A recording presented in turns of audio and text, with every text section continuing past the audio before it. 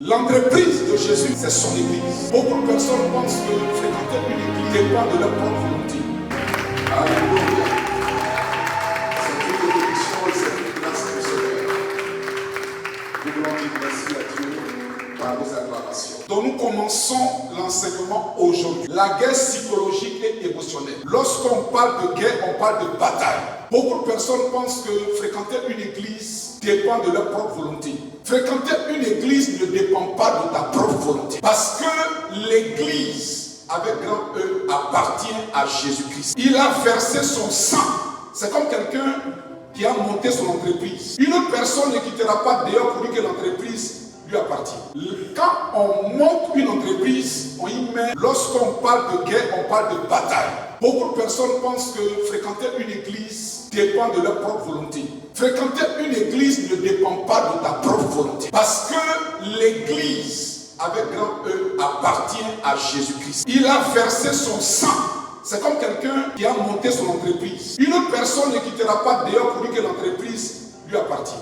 Quand on monte une entreprise, on y met de l'argent, de son temps, de son énergie, de son intelligence. On met beaucoup de choses pour que ça marche. L'entreprise de Jésus, c'est son église. Donc il a payé le prix pour cette église-là. Alors il faut comprendre que en fonction de tes antécédents et de ce que Dieu veut faire avec toi, il dirige tes pas vers une église correspondant à tes antécédents et à ton futur. Le hasard n'existe pas. C'est à nous d'avoir le discernement et de comprendre pourquoi est-ce que Dieu me connecte à ce ministère. Pourquoi est-ce que Dieu me connecte à cette onction. Et quand tu comprends, c'est en ce moment-là que l'Esprit peut agir dans ta vie. Mais quand toi-même, tu prends l'initiative à cause des regards des uns et des autres, ou parce que tu veux être dans une assemblée, tu m'as-tu vu, tu peux faire 20 ans, 40 ans, 50 ans. Rien ne peut se passer dans ta vie. La vraie bataille, elle n'est pas physique. La vraie bataille est au niveau psychologique, c'est-à-dire au niveau des pensées et au niveau des sentiments. La Bible dit dans le premier texte que Jésus va dire à ses disciples, allons de l'autre côté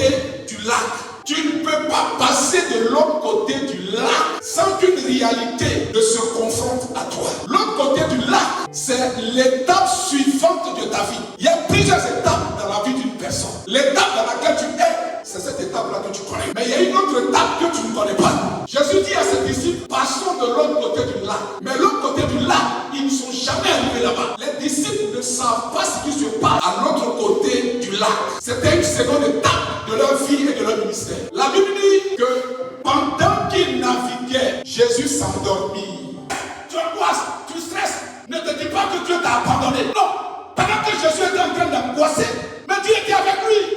Le secret, c'est la résistance. Le problème peut te torturer. La difficulté peut te torturer. La situation peut te torturer. Mais ne te soumets jamais. Ne te soumets jamais. Enlève la main droite et dis, je suis un résistant spirituel.